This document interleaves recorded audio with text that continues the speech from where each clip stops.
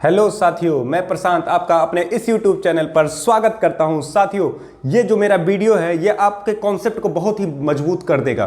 क्यों? क्योंकि जो मेरा पिछला थ्योरेटिकल वीडियो था जिसमें मैंने आपको पॉलिनोमियल बताया हुआ था, उस पॉलिनोमियल से रिलेटेड मैं आज क्वेश्चन कराऊंगा और आप देखेंगे वो जो आपकी थ्योरेटिकल था यानी कॉन्सेप्चुअल, इसे बोलते हैं कॉन्सेप्चुअल मैथमेटिक्स। और इस कॉन्सेप्चुअल मैथमेटिक्स में आपका पॉलिनोमियल बहुत ही स्ट्रांग होने वाला है। आप चाहे 9th में हो, चाहे 10th में हो, या किसी भी कॉम्पिटिटिव एग्जाम से बिलोंग करते हो, अगर आप मेरे इस वीडियो को अच्छी तरीके से देखेंगे तो आपका हर एक एग्जाम बहुत ही अच्छी तरीके से होने वाला है। आइए सॉल्व करते हैं। देखिए यहाँ पे सबसे पहले पूछा है, यहाँ पे जो पॉलिनोमियल है x square plus 5x plus 6 है। तो सबसे पहला मेरा क्वेश्चन है यहाँ पे, इसका रिलेटेड जो क्वेश्चन ये है, इज इट पॉलिनोमियल? क्या ये पॉलिनोमियल है? तो कोई भी देखिए, अगर मुझे इसको बताना है कि पॉलिनोमियल है या नहीं है, सबसे पहले हम इसके वेरिएबल के पावर को चेक करते हैं। तो देखिए इसका वेरिएबल, देखिए यहाँ पे x जो है इसका जो पावर है, ये जो वेरिएबल x है इसका पावर कितना है? 2 है। अब देखिए यहाँ पे जो x है उसका पावर क्या है? तो कहोगे यहाँ पे सर पावर नहीं है। है बिल्कुल बेटा है। अगर पावर शो नहीं हो रहा तो वो 1 है। ठीक है, तो इसका पावर कितना है बेटा? 1 है।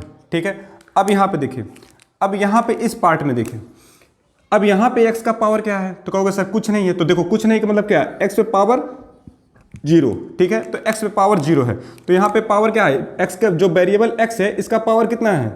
0 है कि नहीं है? तो देखिए पावर 2 है, पावर 1 है और पावर क्या है? 0। तो यानी जो भी वेरिएबल का पावर है वो क्या है? आपका होल नंबर है। क्या है? ये होल नंबर है। तो ये होल नंबर है, इसलिए कह सकते हैं कि ये पॉलिनोमियल है। यानी हम पॉलिनोमियल में वेरिएबल के पावर को चेक करते हैं। अगर वेरिएबल का पावर होल नंबर है तभी वो पॉलिनोमियल होगा, अदरवाइज वो पॉलिनोमियल नहीं होगा। तो बेटा पहले क्वेश्चन का जवाब क्या होगा? Is it polynomial? तो यस, ये पॉलिनोमियल है। ठीक है, अब आइए, अब इसमें पूछा है second question, coefficient of x square. तो देखिए एक्स स्क्वायर का कोफिशिएंट क्या है? तो देखिए यहाँ पे कुछ नहीं, अगर एक्स स्क्वायर का कोफिशिएंट पूछे, अगर आपको शो नहीं कर रहा तो यानी वो 1 है। तो यानी एक्स स्क्वायर का कोफिशिएंट कितना है बेटा? 1 है। तो आप यहाँ पे लिखोगे एक्स स्क्वायर का जो कोफिशिएंट है वो कितना है? यहाँ पे 1 है। ठीक है, ये एक्स स्क्वायर का कोफिशिएंट कितना है? 1 है। ठीक है, अब यहाँ पे देखो third question, coefficient of x. तो कोफिशिएंट ऑफ एक्स बेटा बताओ, एक्स का कोफिशिएंट कितना है? 5 है। ठीक है, x का कोफिशिएंट कितना है? 5 है। ठीक है, तो यहाँ पे आप बता दोगे जो x का कोफिशिएंट है वो कितना है बेटा? 5 है। ठीक है, अब फोर्थ क्वेश्चन क्या पूछा है? Coefficient of x not. क्या? x not. तो x नॉट का कोफिशिएंट क्या है? 6 है। ठीक है, तो x नॉट का कोफिशिएंट क्या बताएंगे बेटा? 6। x नॉट का कोफिशिएंट 6 बताएंगे। अब देखिए क्वेश्चन 4 क्या बोला है? लीडिंग टर्म, यानी वो कौन सा टर्म है जो स्टार्टिंग टर्म है। तो लीडिंग टर्म मैंने क्या बताया था? जिसका हाईएस्ट पावर होगा वही क्या होगा? पॉलिनोमियल का लीडिंग टर्म होगा। देखिए तो मैं पूछूंगा इसमें लीडिंग टर्म क्या है, तो आप बताओगे सर इसमें जो लीडिंग टर्म है यही है 1x स्क्वायर, यानी एक्स स्क्वायर क्या है इसमें? लीडिंग टर्म है। यानी आप बता दोगे यहाँ पे लीडिंग टर्म क्या है? एक्स स्क्वायर इसका क्या है? लीडिंग टर्म है। ठीक है, अब आपसे पूछता है कांस्टेंट टर्म क्या है। तो ये बताइए यहाँ पे क्या है? 6। तो सबसे पहले मैंने ये पार्ट जो x पे पावर 0 लगाया था, पहले ये नहीं था ना। x पे पावर 0 की वैल्यू कितनी होती है? 1 होती है। तो x पे पावर 0 की वैल्यू 1 होती है, इसीलिए मैं यहाँ पे x पे पावर 0 लगा सकता हूँ। तो इसमें जो कांस्टेंट टर्म है वो x पे पावर 0 वाला है। यानी देखिए कांस्टेंट टर्म क्या है? 6 x पे पावर 0, यानी कितना कह सकते हैं? 6 कह सकते हैं, यानी 6। ठीक है, 6 ये क्या है? आपका कांस्टेंट टर्म है, क्योंकि x पे पावर 0 की वैल्यू कितनी होती है बेटा? 1 होती है। x पे पावर 0 की वैल्यू कितनी होती है? यहाँ पे 1 होती है। ठीक है, हाईएस्ट पावर, अगर मैं पूछूं हाईएस्ट पावर कितना है, तो हाईएस्ट पावर बेटा कितना है? 2 है। कितना है? 2 है। तो आप बताओगे हाईएस्ट पावर यहाँ पे कितना है? 2 है। ठीक है, अब बताइए जो डिग्री पूछा हो, कितना डिग्री? तो हाईएस्ट पावर ही क्या होगा? डिग्री होगा। यानी डिग्री क्या होगा बेटा? Highest power. जो मैंने हाईएस्ट पावर बताया था वही उसका क्या हो जाएगा? डिग्री हो जाएगा। यानी हाईएस्ट पावर को क्या बोलते हैं? डिग्री। ठीक है, हाईएस्ट पावर को क्या बोलते हैं बेटा? डिग्री। तो हाईएस्ट पावर कितनी है 2, तो डिग्री भी कितनी होगी इसकी 2 होगी। ठीक है, अब देखिए पूछा क्या है हमसे 9 क्वेश्चन फैक्टर्स, इसके कितने फैक्टर्स निकल सकते हैं। तो जितना पॉलिनोमियल की डिग्री होगी उतने ही उसके क्या होंगे बेटा फैक्टर्स होंगे, उतने ही क्या होंगे इसके फैक्टर्स। तो फैक्टर्स भी कितने होंगे इसके फैक्टर भी 2 होने वाले हैं। ठीक है, 10 क्वेश्चन यानी क्वेश्चन नंबर 10 क्या पूछा है, जीरोज ऑफ या रूट। देखिए इसका या तो जीरोज बोलते हैं या रूट, दोनों एक ही नेम है। ठीक है, तो अगर पूछे कि जीरोज और रूट कितने हैं तो याद रखिए जितने फैक्टर होंगे या जितनी डिग्री होगी यानी जितना हाईएस्ट पावर है उस उतने ही क्या होंगे उसके जीरोज निकलेंगे, उतने ही क्या निकलेंगे आपके जीरोज निकलेंगे। तो बता सकते हैं इसके जीरोज या रूट्स कितने हो सकते हैं 2, या तो आप जीरोज बोलो या उसी का सेकंड नेम क्या है रूट्स है। टर्म, अब कितने टर्म हैं बताइए, टर्म गिन दिए 1 2 और ये 3, ये कितने टर्म हैं 1 2 और ये 3, तो टर्म कितने हो गए बेटा 3 टर्म हो गए। तो यहाँ पे बता दिया कि 3 टर्म है। ठीक है, अब कहोगे सर टर्म क्या है, तो मैंने क्या बताया था टर्म किससे बनता है, पहले कोफिशिएंट होता है, फिर वेरिएबल और फिर वेरिएबल पे पावर। वेरिएबल का पावर क्या होना चाहिए, शुड बी होल नंबर। मैंने ये पिछले कॉन्सेप्ट वीडियो में बता चुका हूं आपको मैं। अब देखिए यहाँ पे type of polynomial according two degree. अब बताइए डिग्री कितनी है, डिग्री कितनी है बेटा, डिग्री 2 है। अगर डिग्री 2 है तो कौन सा पॉलिनोमियल होगा 2 डिग्री, बताइए कौन सा पॉलिनोमियल होगा बेटा, क्वाड्रेटिक होगा। क्या होगा, क्वाड्रेटिक। क्वाड्रेटिक तो आप बता सकते हैं क्वाड्रेटिक, क्वाड्रेटिक। अब देखिए type of polynomial according to term, यानी question number 13, type of polynomial according to term. Term के अकॉर्डिंग कितने कौन सी पॉलिनोमियल होगा, तो बताइए। तो टर्म के अकॉर्डिंग मैंने क्या बताया था, ट्राइनोमियल। अगर टर्म 3 है, देखिए टर्म कितने हैं 3, तो टर्म कितने हैं बेटा 3, तो 3 के अकॉर्डिंग कौन सा पॉलिनोमियल हो गया, ट्राइनोमियल। Trinomial, trinomial, trinomial. ठीक है, चलिए बताइए मेरा क्वेश्चन का जवाब दिए। अगर डिग्री 1 है तो कौन सा पॉलिनोमियल होगा, लीनियर पॉलिनोमियल। डिग्री 2 है तो क्वाड्रेटिक, डिग्री 3 है बेटा तो बताइए कौन सा होगा, क्यूबिक पॉलिनोमियल। चलिए अगर टर्म 1 है, टर्म के अकॉर्डिंग बताएं तो मोनोमियल, टर्म 2 है तो बाइनोमियल, टर्म 3 है तो ट्राइनोमियल। चलिए ये क्वेश्चन मैंने आपको अच्छी तरीके से समझा दिया। आइए इसी क्वेश्चन को हम फैक्टराइज करते हैं, कौन से मेथड से, split the middle term. Split the middle term, middle term का मतलब क्या बताया, मिडिल टर्म को स्प्लिट करना यानी तोड़ देना। ठीक है ना, तो तोड़ देना।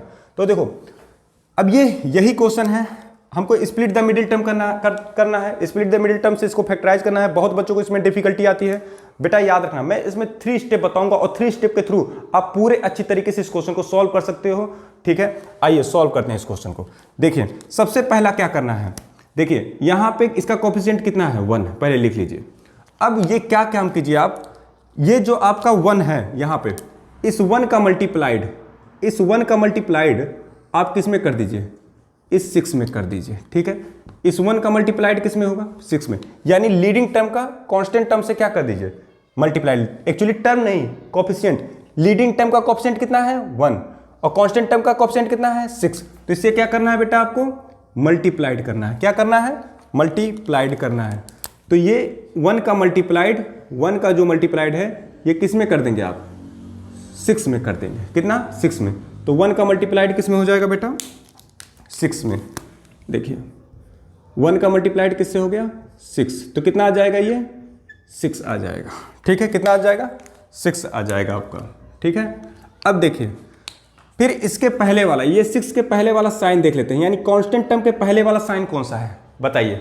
तो साइन इसका है पॉजिटिव। कौन सा साइन है बेटा, इसका साइन बताइए कौन सा साइन है, ये साइन है पॉजिटिव साइन। ठीक है, थर्ड स्टेप में हम मिडिल टर्म को देखते हैं, यानी ये वाला जिस पे मैं स्टार बना रहा हूँ ये ही है मिडिल टर्म। थर्ड स्टेप में ये जो मिडिल टर्म है बेटा, ये जो मिडिल टर्म कितना है 5 है ना, इसी को मुझे क्या करना है, ये देखना कि ऐड करने में, देखिए यहाँ पे प्लस साइन है, ऐड करने पे 5 आए लेकिन मल्टीप्लाइड करने पे कितना आना चाहिए 6। ऐड करने पे देखिए यहाँ पे प्लस है, तो इस प्लस की वजह से यानी क्या करना है, ऐड करने पर कितना आना चाहिए 5 आना चाहिए, लेकिन मल्टीप्लाइड करने पे कितना आना चाहिए बेटा 6। तो बताइए ऐड करने पे 5 और मल्टीप्लाइड करने पर 6, तो 2 प्लस क्या होगा बेटा 3 होगा। देखिए ऐड करने पे कितना आया 5 और मल्टीप्लाइड करने पर, मल्टीप्लाइड अगर हम इनका कर दें तो कितना आएगा, मल्टीप्लाइड करने पर ये आ जाएंगे 6 आ जाएंगे। चलिए अब देखिए यहाँ पे रखिए, यहाँ पे क्या था बेटा एक्स स्क्वायर, यहाँ पे 5 की जगह पे क्या रखना है 2 + 3, 2 + 3। आप 5 की जगह पर 2 प्लस क्या लिख सकते हैं 3, ठीक है। बगल में क्या लगा हुआ है बेटा, x लगा हुआ है, क्या लगा हुआ है x। फिर यहाँ पे आप क्या उतार सकते हैं, क्या बचा प्लस का 6, ठीक है। इतना पता चला। अब देखिए इस x का मल्टीप्लाइड, ये जो x है इसका मल्टीप्लाइड आप 2 में भी करेंगे, ठीक है। तो पहले 2 में करेंगे तो कितना आएगा x² प्लस इसका मल्टीप्लाइड किस में किए हैं 2 में, तो यहाँ पे क्या हो जाएगा बेटा 2 और मल्टीप्लाइड कितने किससे किए हैं हम x, तो ये क्या हो जाएगा 2x से, ठीक है। अब इसी x का मल्टीप्लाइड हम किस में करेंगे 3 में करेंगे, ठीक है। तो यहाँ पे क्या लिख सकते हैं बेटा प्लस क्या लिखेंगे 3 का मल्टीप्लाइड किस में करेंगे, जो ये x है किससे मल्टीप्लाइड कर देंगे 3 में, ठीक है। अब यहाँ पे क्या आ गया आपका बेटा प्लस का 6। अब देखिए ये 4th टर्म में क्या हो गया डिवाइड हो गया।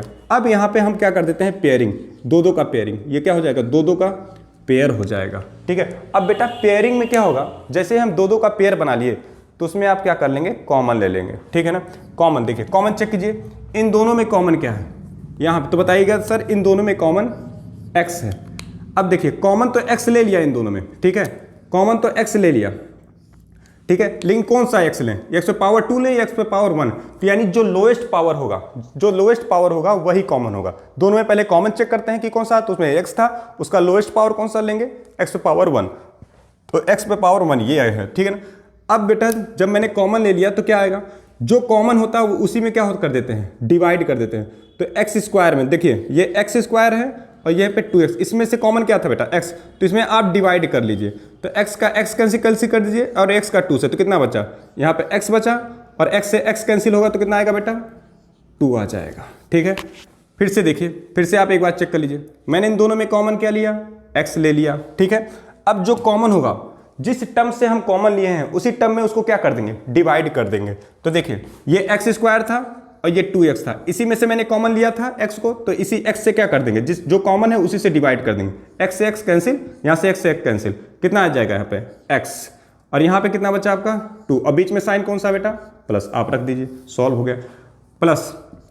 अब देखिए 3 और 6, अगर मैं पूछूं 3 और 6 में कॉमन क्या होगा, तो सबसे पहले आप 3 और 6 में आप कॉमन देखिए, तो 3 और 6 में ऐसा नंबर बताइए 3 को भी कट कर दे और 6 को भी कट कर दे, तो कौन सा नंबर है वो 3 है। तो इन दोनों में 3 और 6 में जो कॉमन होगा बेटा वो कितना है 3 है, ठीक है। अब बताइए अभी अभी मैंने बोला जो कॉमन होता है जिसमें से हम लेते हैं उसी में से क्या कर देंगे डिवाइड कर देंगे, यानी मैंने कॉमन जो लिया था वो 3x में से और 6 में से लिया था, क्या कॉमन आया था बेटा 3 आया था। तो देखिए 3 से हम डिवाइड कर देंगे, 3 से 3 कैंसिल हुआ तो कितना बेटा आया x, इसको 3 से कैंसिल करिए 3 2 जा 6, यानी कितना आ जाएगा यहाँ पे +2। देखिए अब आप बता सकते हैं अगर ये दोनों फैक्टर सेम आते हैं तो आपका फैक्टराइजेशन सही है, अगर ये दोनों तरफ से जो फैक्टराइजेशन की वैल्यू सेम आती है तो सही है। तो देखिए अब इन दोनों में देखिए क्या होगा, दोनों में कॉमन क्या है, देखिए इस पूरे टर्म में कॉमन क्या है, इस पूरे टर्म में कॉमन क्या है, तो इस पूरे टर्म में आप कॉमन बताएंगे तो क्या है x + 2 है। तो x + 2 अगर कॉमन ले लेंगे तो बताइए, मैंने अभी अभी बताया है जब जिससे कॉमन होगा डिवाइड हो जाए, तो इसमें डिवाइड करेंगे x + 2 कट गया, क्या आएगा आपका x। चलिए ये जो कॉमन आया इसमें जब डिवाइड करेंगे x + 2 से तो कट के कितना आ जाएगा 3 आ जाएगा, ठीक है। बहुत सारे टीचर बोलते हैं x + 2 रख दीजिए और दूसरे ब्रैकेट में x + 3 रख दीजिए, ऐसे हो सकता है। तो देखिए बेटा कितने फैक्टर निकल गए, ये फैक्टर निकल गए x + 2 और x + 3, यहाँ पे फैक्टर मैंने निकाल दिया। अगर कोई भी आपसे इसमें जीरोज पूछ ले कि इसका साहब जीरोज कितना होगा, तो जीरोज कैसे बताएंगे, तो देखिए जो ये पॉलिनोमियल था आपका, ये जो पॉलिनोमियल है यानी इसके फैक्टर को फॉर जीरोज के लिए अगर हमको जीरोज निकालना है, अगर यहाँ से जीरोज निकालना है तो जीरोज निकालने के लिए इनकी वैल्यू मुझे किसके इक्वेट करना पड़ेगा 0 के, तो x + 2 = क्या हो जाएगा 0, तो x = क्या हो जाएगा 2 को उधर शिफ्ट कीजिए -2, ऐसे ही x + 3 = क्या हो जाएगा 0 हो जाएगा, तो x = क्या हो जाएगा -3। तो एक बात मुझे पता चल गया कि अगर मुझे जीरोज निकालना होगा तो जो भी फैक्टर आया है तो मुझे 0 को इक्वेट करना होगा। मैं आगे वाले वीडियो में बताऊंगा ऐसा क्यों होगा, उसके पूरे कॉन्सेप्ट को मैं तोड़ कर रख दूंगा। अगर मेरे इस वीडियो को फ्रेंड आपने पसंद किया है तो आप देखेंगे कि मैंने एक एक चीज़ तोड़ के आपको बता रहा हूँ। सबसे इंपॉर्टेंट चीज़ ये बताया कि कॉमन क्या होता है। कॉमन HCF होता है बेटा। जैसे 3 और 6 का निकालना है आपको कॉमन, जैसे इसमें बताया था मैंने 3 और 6 का निकालना है, तो 3 और 6 का क्या निकाल लीजिए आप, HCF निकाल लीजिए। HCF का मतलब ऐसा कॉमन नंबर जो दोनों को कट कर दे, ठीक है। फिर उसके बाद जो कॉमन होता है ना, जिस टर्म से कॉमन लेते हैं उसी टर्म में क्या कर दो, उस कॉमन को क्या कर दो, डिवाइड कर दो, ठीक है। अगर ये था split the middle term. Next class में हम बहुत सारे स्प्लिट द मिडिल टर्म के क्वेश्चन को प्रैक्टिस करेंगे। और आप मेरे इस वीडियो को शेयर कीजिए और अपने दोस्तों तक पहुंचाइए। जिनका कोई भी क्वेश्चन हो तो कमेंट करें, ठीक है, मेरे को मैसेज कर दें, मैं वो जरूर उसके लिए वीडियो बनाऊंगा, ठीक है। और लाइक कीजिए, सब्सक्राइब कीजिए और शेयर कीजिए। Thank you.